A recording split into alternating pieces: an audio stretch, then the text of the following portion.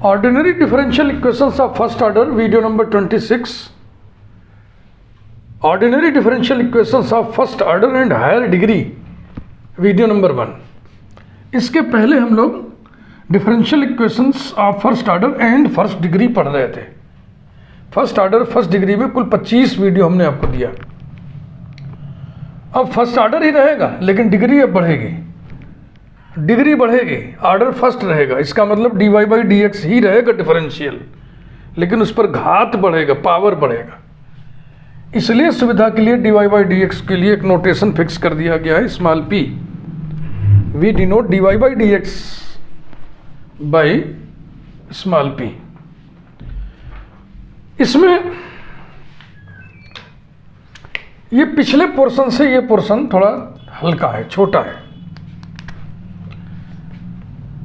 क्या क्या इसमें आएगा?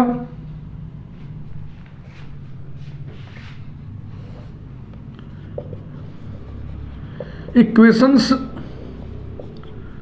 Solvable for P, equations solvable for X, equations solvable for Y,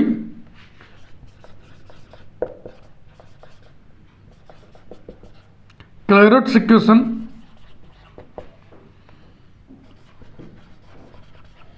equations reducible to Clairaut's form. बस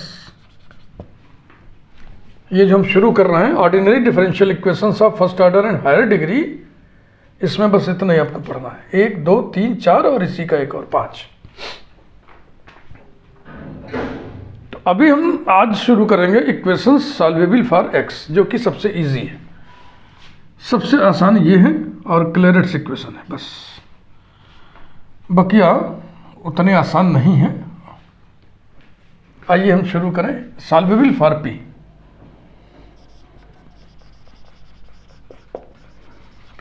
equations solvable for P. क्या algorithm है?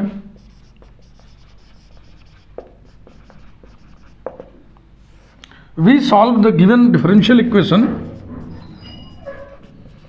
We solve the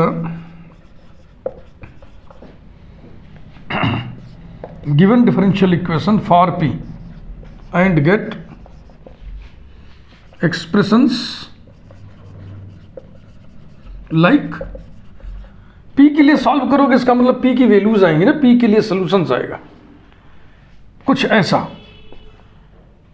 P equal to a function of X and Y, P equal to another function of X and Y and so on. P में quadratic equation होगा तो P के 2 values आएंगी. P में cubic equation होगा तो P के 3 values आएंगे. 4 डिग्री का इक्वेशन होगा तो P के 4 वैल्यूज आएंगी. समझ रहे ना? इन सभी को हम सॉल्व करेंगे. दैट इज P की जगह पे लिख दो वही D Y by D x equals to F1 of X Y, D Y by D x equals to F2 of X Y and so on. अब ये प्रत्येक फर्स्ट ऑर्डर फर्स्ट डिग्री का बन गया, जो आप इसके पहले पढ़े हुए. तो फर्स्ट ऑर्डर फर्स्ट डिग्री के क्वेश्चन है, जिस टाइप का भी होगा हम उस टाइप से इसको सॉल्व कर लेंगे. All these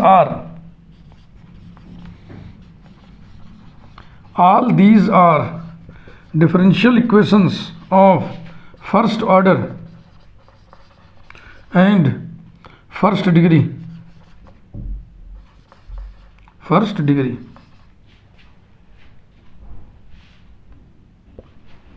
clear? फिर प्रत्येक को हम सॉल्व करेंगे. इन्हें आप सॉल्व करेंगे तो आपको सबके अलग अलग सॉल्यूशंस आएंगे.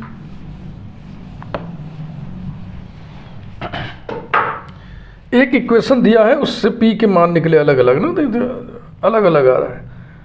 सबको बटोर के जब लिखोगे तब वो कंप्लीट सोल्यूशन होगा। Solving these we get expressions like capital F1 of x comma y equals to c, capital F2 of x comma y equal to c, and so on।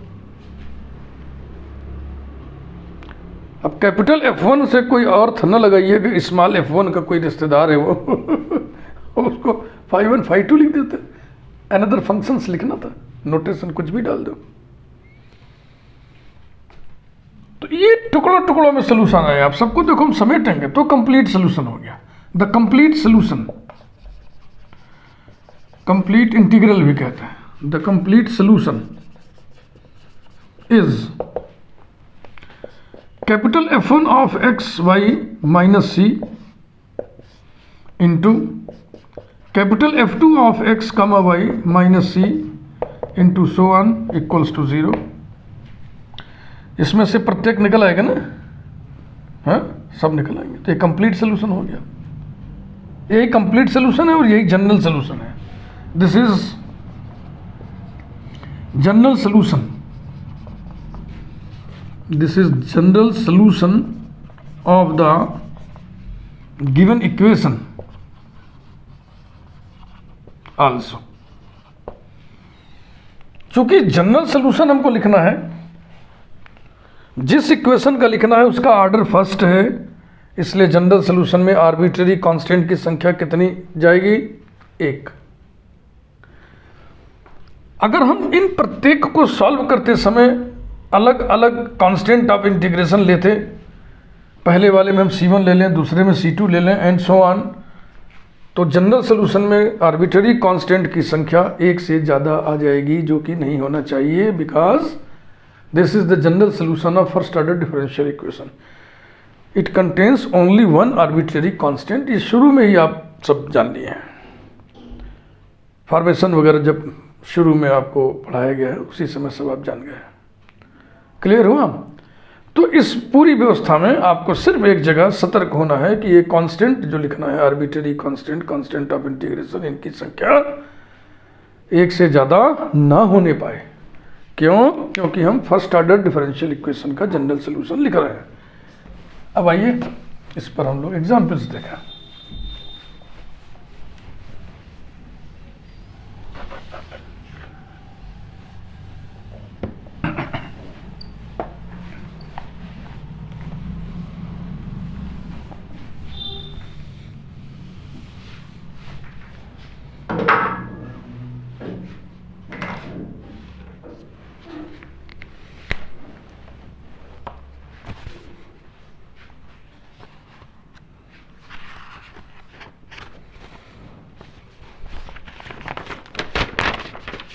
Example 1,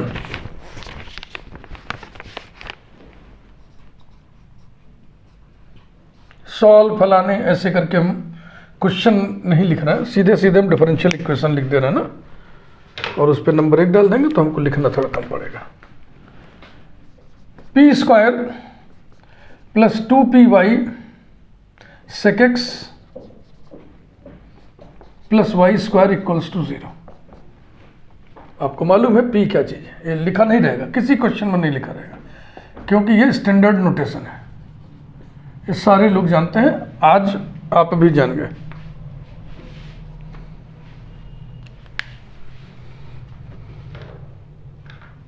start. p में quadratic equation है, it is quadratic equation in p। Solving for p, solving for p माने p का मान निकालते हुए, p का मान निकालिए सिद्धाचार्य फार्मूले से। p is equal to -2y sec x plus minus under root 4y² sec square x minus 4y² upon 2 balance हो गया, equals to minus Y sec x plus minus under root 4 common ले लिए, 2 cancel हो गया, फिर y² common ले लिए, y बन के बाहर आ गया, अंदर बच गया सेक स्क्वायर एक्स माइनस 1 यानी कि tan square X. Implies that p की जगह हम लिख दे रहे हैं dy/dx is equal to minus Y sec x plus Y tan x and dy/dx equal to minus Y sec X minus Y tan x। समझ में बात आ रही? ये दोनों के दोनों differential equation of first order and first degree है, variable separable form का दिख रहा है कि नहीं? इसको आप लिख सकते हो y into minus sec x plus tan x, इसको आप लिख सकते हो minus Y into sec x plus tan x। Variables are separable, तो वेरिएबल्स को सेपरेट करिए, इंटीग्रेट करिए। Implies that dy/y equals to minus sec x plus tan x and dy/y equal to minus sec X minus tan x। Okay, और dx कहाँ गया भैया? dx यहाँ है। इंटीग्रेटिंग वी गेट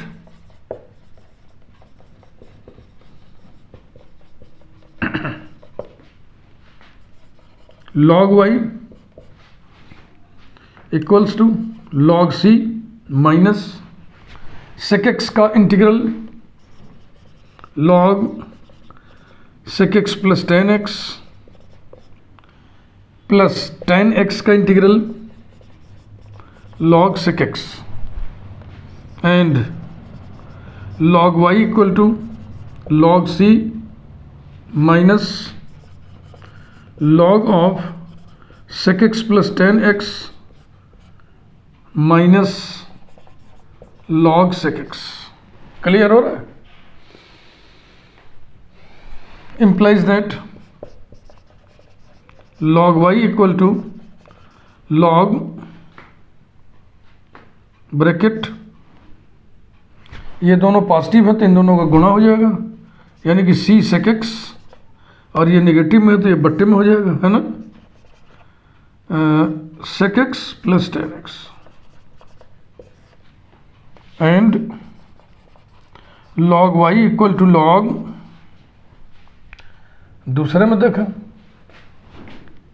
की बार c ऊपर अकेले रहेगा, ये दोनों नीचे चले जाएंगे तो ये हो जाएगा sec X into sec x plus tan x। Clear?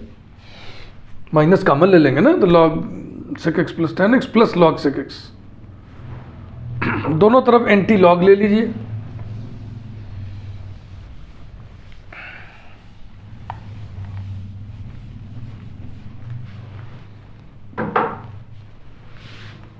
implies that y equal to c sec X upon sec x plus tan x, cos x से ऊपर नीचे मल्टीप्लाई कर दें तो ये हो जाएगा c upon 1 plus sine x and y equal to c upon sec X into sec x plus tan x equals to sec को ऊपर कर दिया तो ये हो गया c cos x upon sec x plus tan x, फिर ऊपर नीचे cos x से मल्टीप्लाई किया, c cos square x upon 1 plus sine x, इसको हमने लिख दिया c cos स्क्वायर को लिख दो 1 minus sine square x upon 1 plus sine x।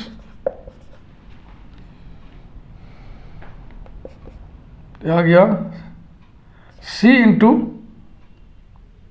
1 minus sine x c into 1 minus sine x. ये दो अलग अलग सोल्यूशन आ गए। कंप्लीट सोल्यूशन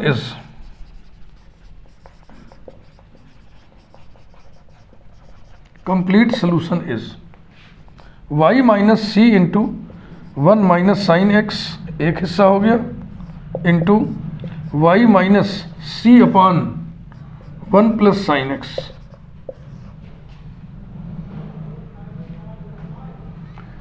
ना equals to 0, where c is arbitrary constant, where c is arbitrary constant।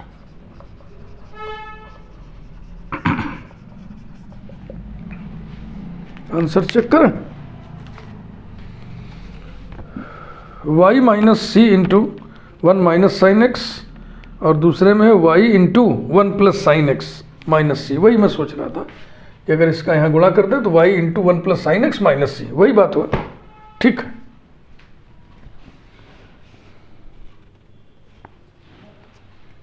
इसमें देखो teaching की बहुत गुंजाइश नहीं है, इसमें प्रैक्टिस की गुंजाइश है, और प्रैक्टिस मुझे नहीं आपको करनी है। आइए मैं आपको अपने हिसाब से छांट छांट के बढ़िया बढ़िया क्वेश्चंस एग्जाम्पल के तौर पर बताता हूँ।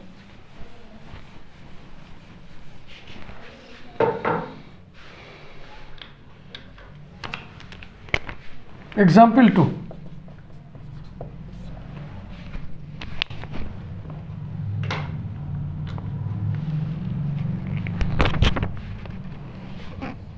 P square plus 2py cot x plus 2py cot x minus y square equals to 0। जो अभी आप किए हैं उसमें था p square plus 2py sec x plus y square equal to 0, तो मिलता जुलता है उसी से। इसी को हम नंबर 1 डाल दे रहे हैं और अब इसको सॉल्व करते चलिए।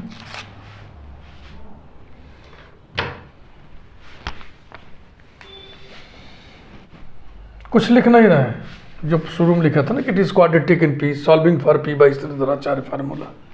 P is equal to minus 2y cot x plus minus under root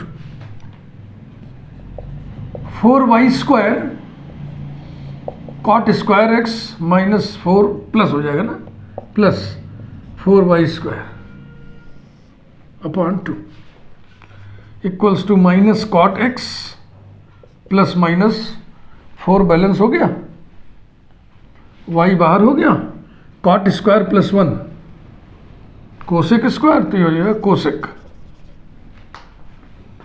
यहाँ पे y लिखना भूल गए, ये इक्वल्स टू y कॉमन ले लिया, उसके बाद minus cot x plus cosec X and y into minus cot x minus cosec X. ये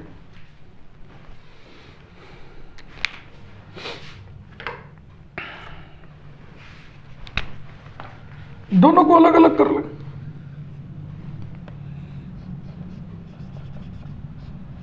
dy by D x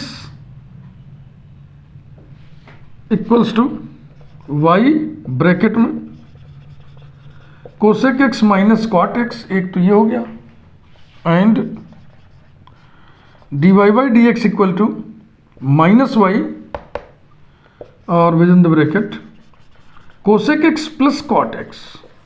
clear?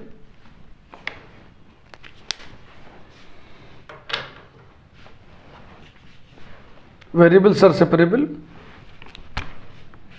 implies that dy upon y equals to cosec x minus cot x dx and dy upon y equals to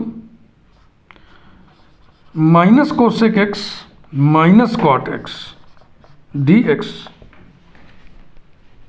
variables को separate कर दिया,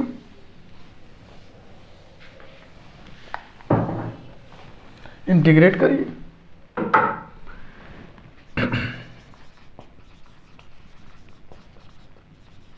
integrating we get log y is equal to cosec x का integral log cosec x minus cot x plus log c and log y equals to,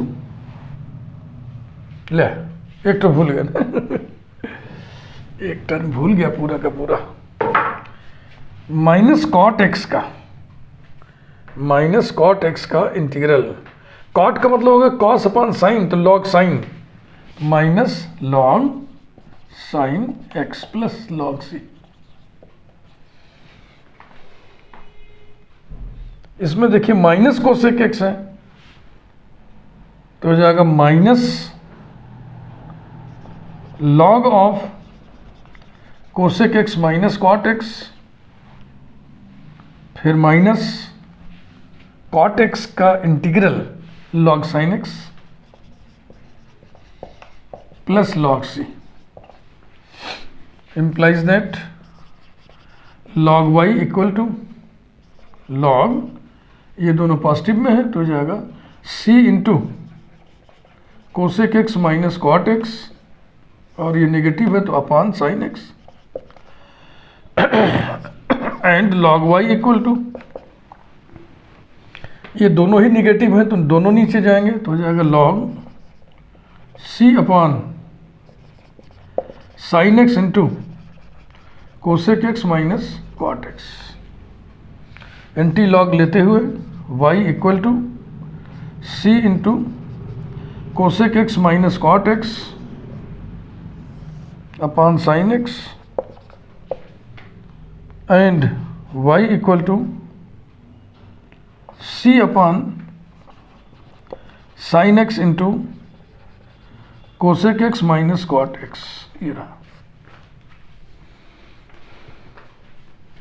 समझ में आ रहा है ना?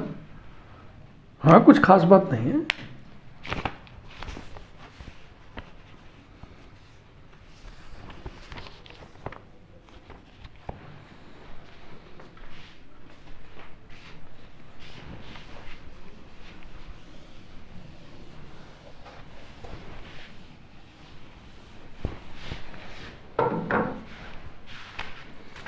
implies that y equal to sine x से ऊपर भी sign x से नीचे भी मल्टीप्लाई करिए, c into 1 minus cos x upon sine square x equals to c into 1 minus cos x upon sine square को लिख दो 1 माइनस कॉस स्क्वायर एक्स, तो ये हो जाएगा c upon 1 plus cos x, and y equal to c upon sine x से अंदर गुणा कर लें तो 1 minus cos x, 1 minus cos x implies that cross multiply कर लो y into 1 plus cos x equals to c, y equal to y into 1 minus cos x equals to c। अब देखो सोल्यूशन लिखने का ढंग, एक मन मेरा ये कह रहा है कि इसको मैं से लिखना है y equal to 1 plus minus cos x equal to c, हो गया solution, where c is arbitrary constant. और एक मन वही कह रहा है जो आप लिखते रहो, जो आपको सिखाया है हमने, y into 1 plus cos x minus C into y into 1 minus cos x minus c equals to 0। ऐसा तो इसमें ज़्यादा मैच्योरिटी हमको समझ में आ रही है। Next,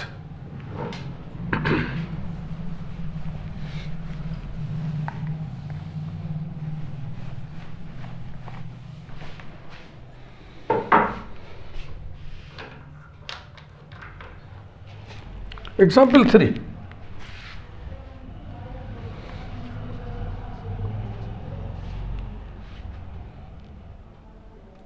x square p square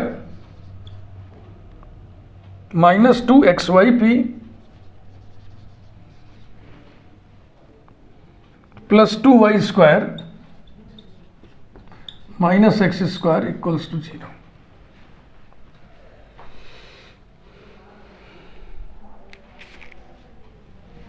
solving for p by Siddhacharya method, ये सी जैसा है ऐसा।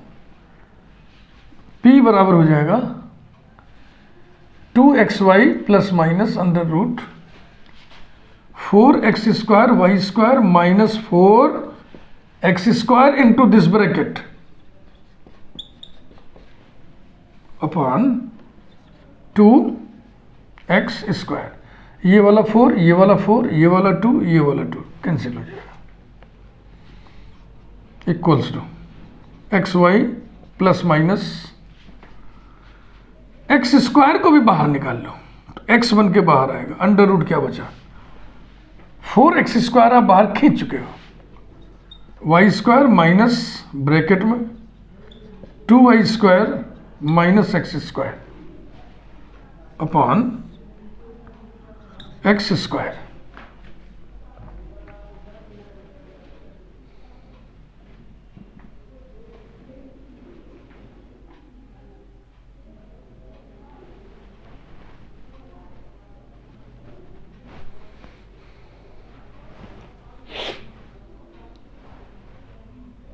ठीक है, आगे बढ़िए। एक्स एक्स और एक एक्स कैंसिल कर दिया जाए तो हो जाएगा y plus minus under root x square positive में आएगा और माइनस वाई स्क्वायर आएगा upon x. implies that dy by dx equals to y by x plus minus under root, इस x को अंदर डालिए तो 1 minus y square by x square. ये आ गया, ये होमोजेनस डिफरेंशियल इक्वेशन टाइप आ गया। चेंज ऑफ वेरिएबल, वेरिएबल को हमें चेंज करना पड़ेगा। बढ़िया क्वेश्चन उठाया हमने। Putting y by x equal to v,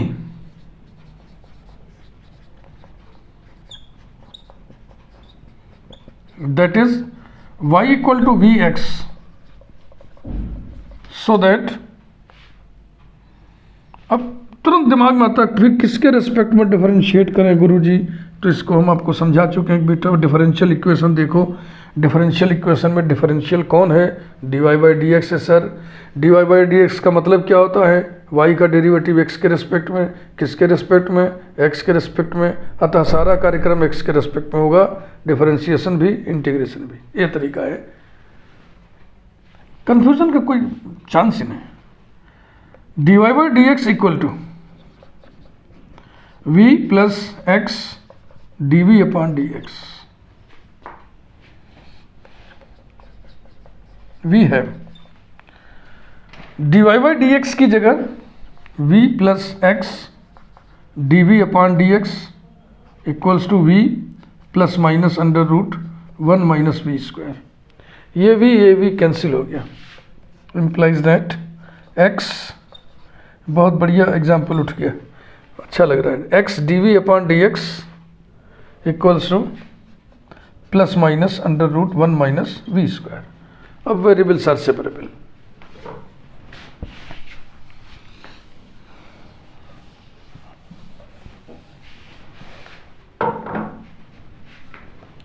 implies that dv upon under root 1 minus v square is equal to plus minus dx upon x। dx यहाँ आ गया, x उसके नीचे आ गया, ये इधर आ गया। अगर हम चाहें तो प्लस माइनस को इधर कर लें, चाहे तो उधर कर लें, एक ही तरफ तो रहेगा। प्लस माइनस होने का मतलब कि ये दो इक्वेशंस हैं, एक बार प्लस के साथ एक बार माइनस के साथ। इंटीग्रेटिंग भी है, इंटीग्रेटिंग v है। अब इसका इंटीग्रल कितना आएगा, साइन इनवर्स v आएगा। Sine inverse v equal to log c plus minus log x equals to log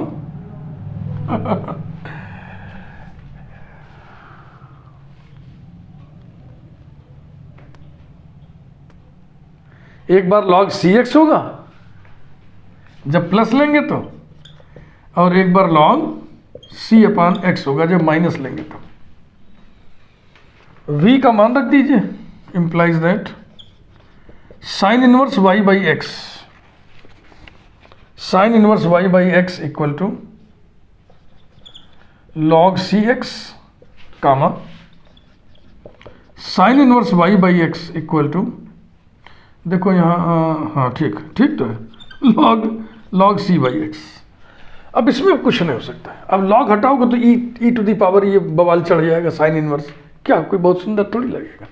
हो गया यही इसका आंसर। अब इनको कंबाइंड करके लिखना है, तो कंबाइंड करके कैसे लिखा जाए?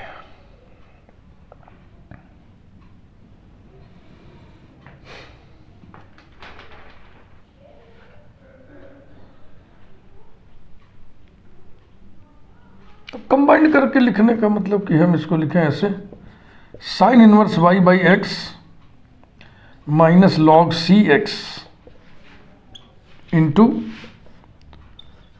Sign inverse y by x minus log c by x equals to 0। हो गया।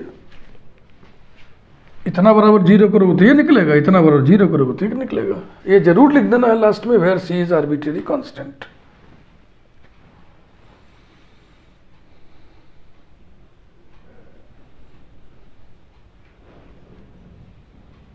और भी तरीका दिमाग में आ रहा है, लेकिन हम सोच रहे हैं कि यही ठीक है।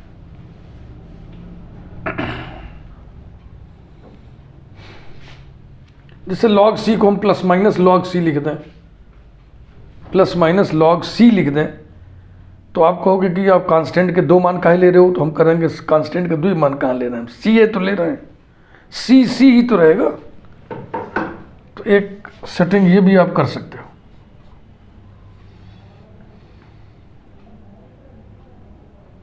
Sign inverse v equals to plus minus log c plus minus log x equal to plus minus common ले लिए, तो log c plus log x यानी कि log cx implies that v का मान रख दिया, sine inverse y by x equals to plus minus log cx where c is arbitrary constant, ऐसे भी लिख सकते हैं। तो आर्बिट्रेरी कांस्टेंट कितना है, आप यही तो कहोगे एक ही है सर, कौन? c।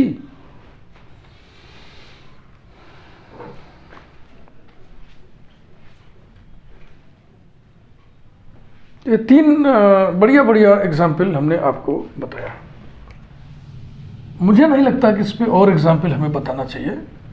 कोई भी बुक आप पढ़ रहे होगे तो उसमें सॉल्व एग्जाम्पल जरूर दिया होगा, निश्चित रूप से उसके सॉल्व एग्जाम्पल में इन तीनों के अलावा भी कुछ होगा, 2-4। तो 3 हमने बता दिया, 2 अगर सॉल्व एग्जाम्पल आपकी बुक में मिल गया तो 5 हो गया। उसके बाद फिर आप करिए खुद से। इस टाइप में इससे अधिक टीचर के द्वारा सलूशन देने की जरूरत नहीं है, ये आप खुद से पढ़िए। वीडियो लाइक करिए, थैंक यू। अगले वीडियो में हम आपको बताएंगे इक्वेशंस सॉल्वेबल फॉर एक्स।